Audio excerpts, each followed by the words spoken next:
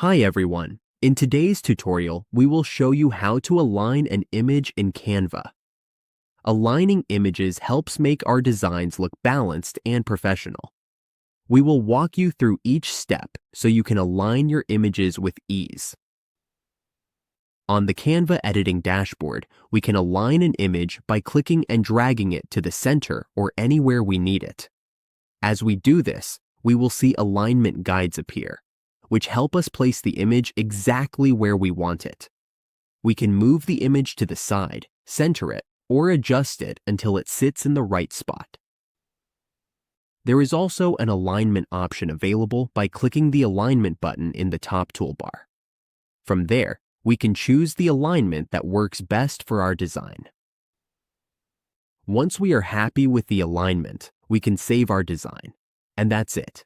We have successfully aligned our images in Canva, and our design now looks clean and well organized.